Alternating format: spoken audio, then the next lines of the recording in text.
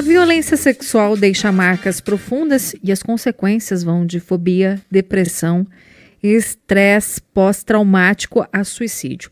No Brasil, a cada 10 minutos, uma mulher é vítima de estupro, mostra o levantamento divulgado neste ano pelo Fórum Brasileiro de Segurança Pública.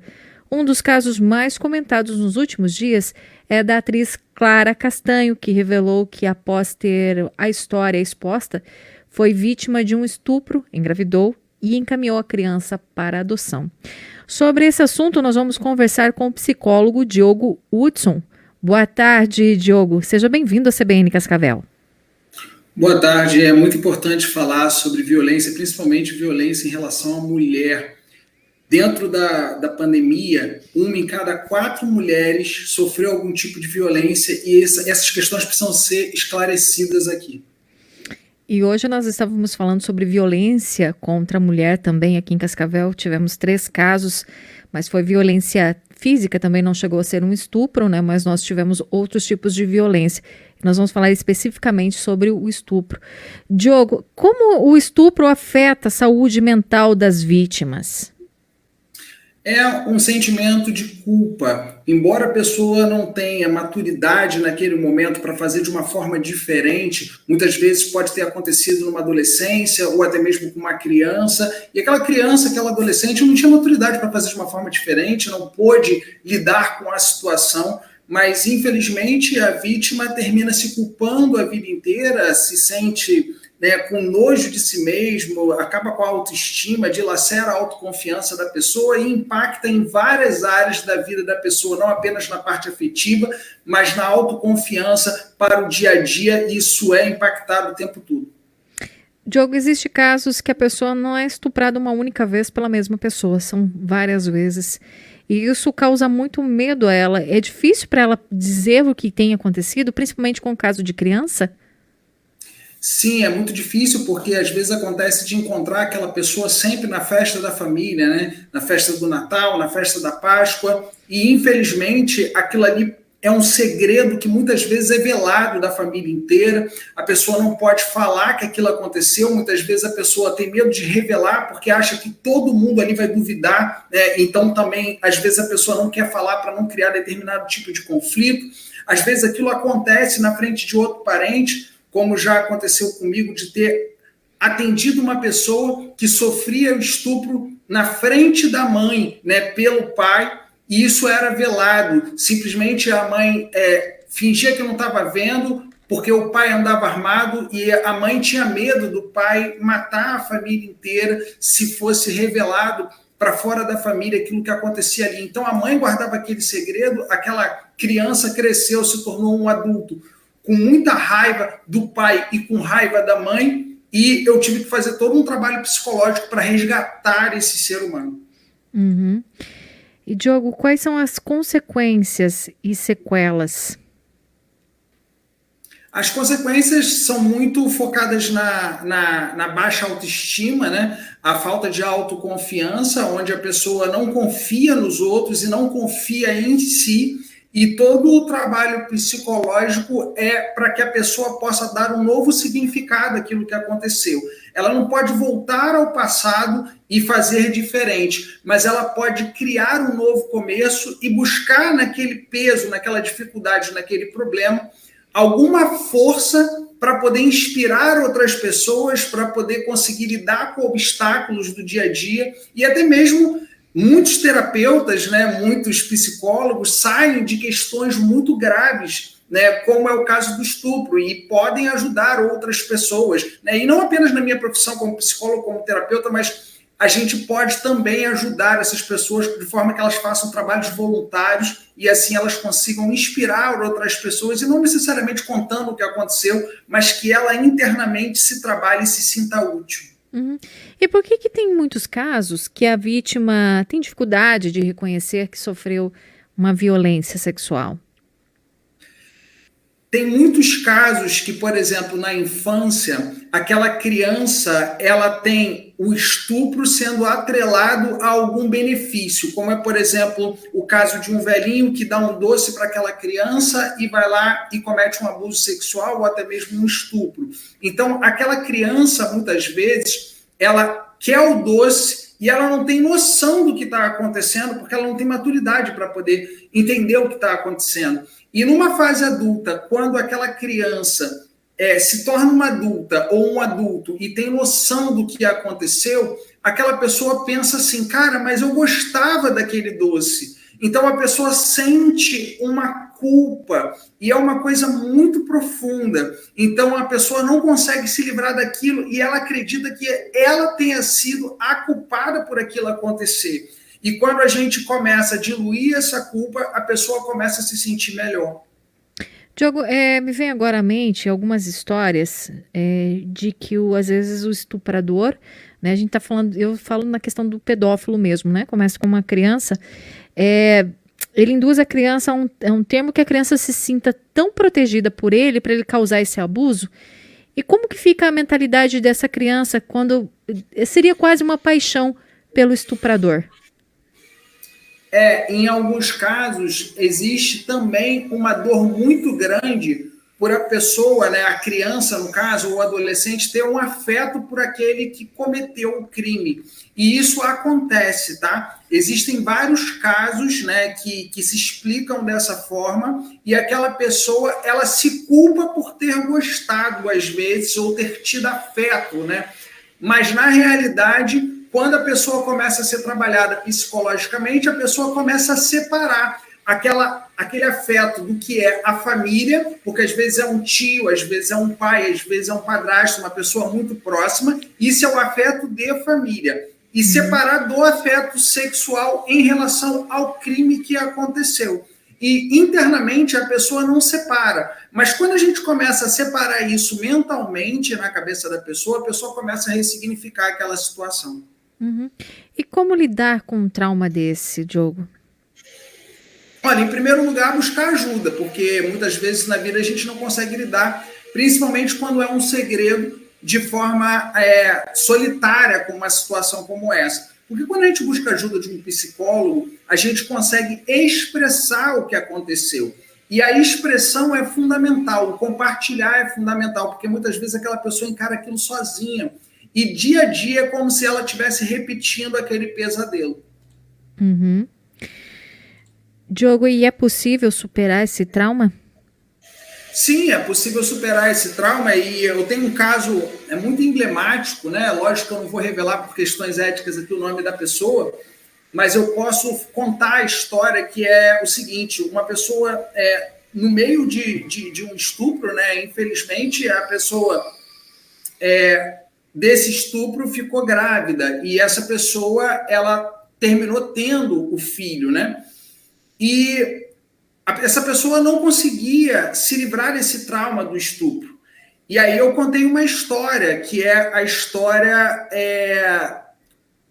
da flor de lótus, que no meio de um lodo nasce uma flor linda e maravilhosa. E eu contei para poder simbolizar que aquele filho, por mais que tenha sido ultra doloroso, no caso que eu tinha atendido, essa pessoa amava o filho e o filho era a coisa mais importante do mundo. Então ela criou um novo significado a partir daquilo. Mas existem outros casos de pessoas que fazem aborto de filho. Tem pessoas que, por exemplo, não têm filho, mas são estupradas. Então a gente vai criar um novo significado. Eu dei o exemplo aqui de um dos significados que pode ter sido criado, mas a gente pode criar outros significados para que a pessoa encontre naquele momento de sombra, de dificuldade, algum sentido para ela fazer algo na vida dela. Como eu falei anteriormente, que pode ser um trabalho voluntário, aquilo pode ser implementado na sua própria profissão para inspirar outras pessoas, alguma coisa que dê um sentido na vida da pessoa para que ela tenha força de lidar com aquilo. Então, uma das formas que a gente tem de superar é poder inspirar outras pessoas a partir das nossas próprias dificuldades. Geralmente, as vítimas gostam muito de fazer trabalhos voluntários, gostam muito de inspirar outras pessoas, principalmente as mulheres, para que não passem por essa situação ou consigam reverter esse quadro. Diogo, você falou dessa pessoa que teve o filho, né? Mesmo sendo um fruto de um estupro, ela teve um amor, que é diferente do caso da Clara Castanho, que ela doou o filho. Talvez ela não tivesse esse amor como essa mãe teve pela criança. Que é algo até, eu acho, mais difícil, né? Porque ela está vendo a criança todos os dias. Então, a gente nunca pode julgar o tamanho da dor da pessoa que está passando por uma situação como essa. É a mesma coisa do pai que dá o filho para um orfanato, né? Todos nós temos um senso moral, né, de dizer o que é certo e do que é errado, mas a gente não está no corpo da pessoa, na dor da pessoa, para sentir o que a pessoa realmente sente. E eu, como psicólogo, eu sou extremamente neutro, né, nas minhas opiniões e nas opiniões em relação aos meus clientes, os meus pacientes, porque eu não estou no lugar deles. Hoje é muito comum falar de empatia, né? Principalmente no ambiente empresarial, ou então algumas coisas motivacionais. Vamos ser empáticos, vamos nos colocar no lugar do outro. Isso é impossível, você nunca vai se colocar no lugar do outro. Mas a verdadeira empatia é exercer o respeito pelos sentimentos, pelas dores, pelas dificuldades que o outro tem, porque só o outro tem noção da dor dele naquele momento. E as atitudes, muitas vezes, elas são tomadas a partir de falta de recursos, faltas de maturidade, faltas de opção. Então, é muito fácil a gente julgar um pai que doou o filho para uma adoção. É muito fácil falar assim, o pai tem a obrigação de fazer isso, a mãe tem a obrigação de fazer aquilo. Mas a gente não sabe a dor da pessoa. E tem uma outra coisa. A gente sempre tem que entender a vida como causa e consequência. Então, aquela pessoa, às vezes, que não pôde ficar com aquele filho, que doou, né? E eu não estou falando o exemplo apenas que você trouxe aqui no caso, não, mas eu estou dando exemplos de adoção. Existem questões, às vezes, da infância daquela pessoa que doou. Existem questões, às vezes, de uma falta de preparo emocional daquela pessoa. Então, a gente não está na pele daquela pessoa. A empatia é lidar com o outro e ter compaixão pelos sentimentos do outro e respeitar os comportamentos do outro. E é muito bom que a gente tenha essa consciência numa sociedade que hoje se fala de doença mental, hoje em dia se fala, até mesmo uma esportista recentemente não foi para as Olimpíadas porque ela estava com estresse emocional. Então hoje se fala de uma série de questões de patologias mentais, hoje se fala de ansiedade, hoje se fala em diversidade. Então, se a gente está avançando cada vez mais, o respeito à decisão do outro é fundamental para a gente continuar nesse caminho. Quem está de fora, como que pode auxiliar essa pessoa também? Porque, como você falou, a gente julga muitas vezes, mas não tem aquela atitude de auxiliar e às vezes nem sabe como auxiliar e acaba falando o que não se deve. A gente é muito embasado nas nossas próprias crenças, né? Crenças religiosas, crenças de família, e tá tudo certo, cada um tem o seu posicionamento, você vai ter a sua opinião, eu vou ter a minha opinião, só que a grande questão a gente não está no lugar do outro. É muito comum a gente olhar e falar assim, poxa, que cara tão bonito, por que ela não continuou namorando com ele? Que mulher linda, por que você não ficou namorando com ela? Cara, você não está do lado daquela pessoa, você não sabe o que aquela pessoa faz com a outra, você não está namorando com ele, você não está namorando com ela. Então, assim, ficar na janela olhando e espiando todo mundo que está passando é muito fácil. Agora, ouvir a pessoa na essência, né? Deixar a pessoa se abrir, respeitar a opinião do outro é uma coisa muito rara.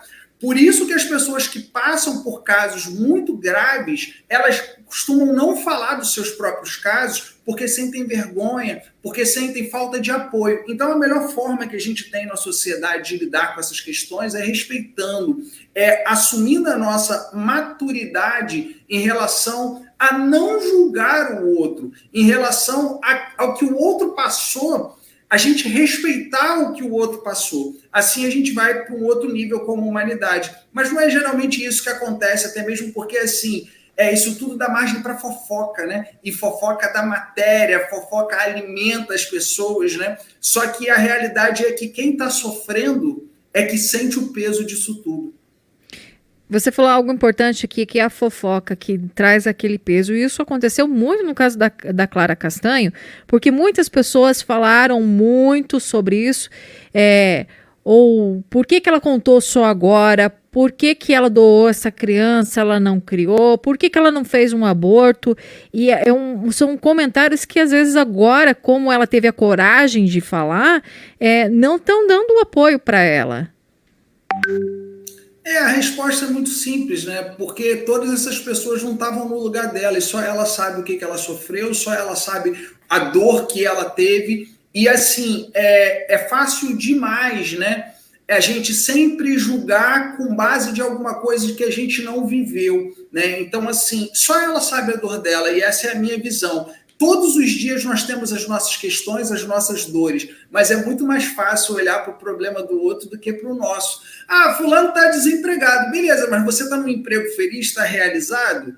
Ah, aquela pessoa ali é uma pessoa que não está fazendo nada para a vida profissional dela crescer. Beleza, e você? Você é um exemplo? Né? Então, assim, eu tenho uma teoria que vai se enquadrar nisso que você perguntou. Tem duas pessoas nesse país que são as pessoas mais bem-sucedidas do momento. É a Anitta e é o Neymar. A cada esquina que você for no Brasil e você falar no nome dos dois, eles vão receber uma crítica. Aí eu pergunto, você é cantora? Ah, eu sou cantora. Você faz mais sucesso do que a Anitta? Você joga futebol? Eu jogo futebol. Você faz mais sucesso do que o Neymar? Então, assim, isso daí vem desde lá da nossa antiguidade, né? De querer sempre colocar o outro na cova dos leões, né? Lembra lá na Roma Antiga, na Grécia Antiga, que tinha ali o Coliseu, né? O Coliseu ali na Itália, em Roma. As pessoas jogam as outras lá para poder todo mundo aplaudir quando o outro se ferra. E isso é uma tendência natural da humanidade. Quem sabe a gente pode agora aumentar o nosso nível de consciência para essas coisas começarem a mudar. Diogo, o que é mais importante também ressaltarmos com relação a tudo isso que nós falamos, né? A pessoa que é vítima de estupro, aquela que está acompanhando, está tentando ajudar muitas vezes. Você pode repetir, por favor? Eu perguntei sobre o que mais podemos ressaltar nesse momento das pessoas que são vítimas de estupro e aquelas também que querem auxiliar. O que é mais importante enfatizarmos nesse momento? É bom enfatizarmos também que existem várias ONGs que apoiam essas mulheres, tá? Então, pessoas que às vezes não têm condição de contratar um psicólogo, existem ONGs, existem CAPs também do Ministério da Saúde que podem fazer o atendimento de psicologia dessas pessoas. E as pessoas que estão passando por isso, né? Busque essas ONGs, busque o atendimento psicológico e também, né? Cria a possibilidade de confiar em algum amigo ou alguém da família que é próximo para que você não vele um segredo ou alguma coisa que você precise guardar por tanto tempo que pode prejudicar tanto a sua vida. É isso. Diogo, eu tenho uma pergunta aqui de um ouvinte, que é do Cláudio Luiz, que ele pergunta o seguinte: meninos e meninas, né, que brincam aqui, ele coloca, brincam com a sexualidade, isso é considerado como brincadeira ou como uma descoberta? Eu acho que ele quer se referir aqui com relação a essa sexualização infantil que está tendo nesses últimos anos. Se isso também contribui, de repente, para uma criança, né, uma idade mais adulta, achar que tudo é normal. Então, a gente tem que aí analisar o que ele está perguntando, porque tem uma coisa que é muito comum em escola, né? Que é a menininha olhar e falar assim: eu posso ver seu pintinho? Né? Posso ver sua perereca? Isso daí é uma coisa de criança que é absolutamente comum. Cabe ali a tia da escola, né? O tio da escola compreender aquilo ali.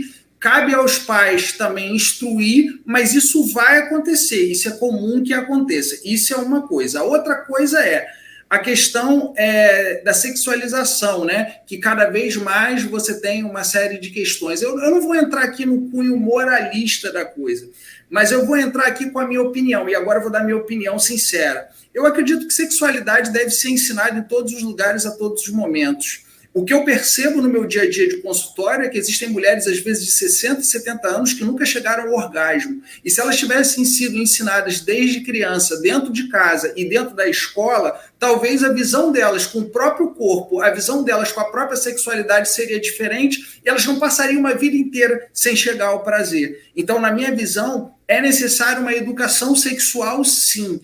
Então, dentro de casa, se isso puder começar, ótimo. Falar com a criança, sim, de uma forma lúdica, de uma forma diferente. Chegar no colégio, ensinar no colégio de uma forma lúdica, de uma forma diferente. Mas não é o que a gente vê nos dias de hoje. O que a gente vê nos dias de hoje é que existe ainda muito tabu. Existe tanto tabu, que às vezes se ensina para a criança tudo o oposto do que ela deveria aprender.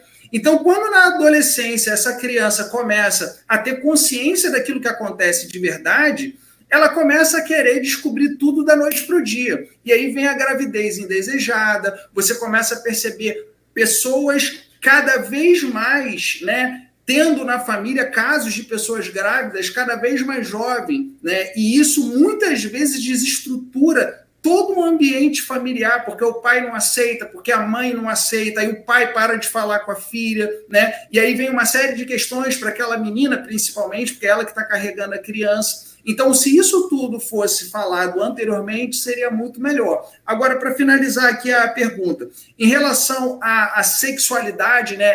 Aí eu vou sair um pouco do cunho moral e eu vou entrar no que é o Brasil. Uhum. Gente, quando a gente fala de sexualidade, a gente vai falar de funk. Funk é cultura popular, gente. O funk é sexual, sim. Quando você fala de axé, tem uma sexualidade, sim. Agora, isso vai ser negativo? É porque você vê um filme de Hollywood que um mata o outro, que eu vou matar alguém dentro da minha casa? Não, eu vou olhar para aquela realidade, para aquela cultura, para aquela questão e vou adaptar isso na educação dos meus filhos, né? Então, não é você deixar o filho de escutar funk, não é deixar o filho de escutar axé, mas é adaptar isso dentro do dia a dia, né? Eu lembro muitas crianças dançando na época que o Tchan fazia sucesso.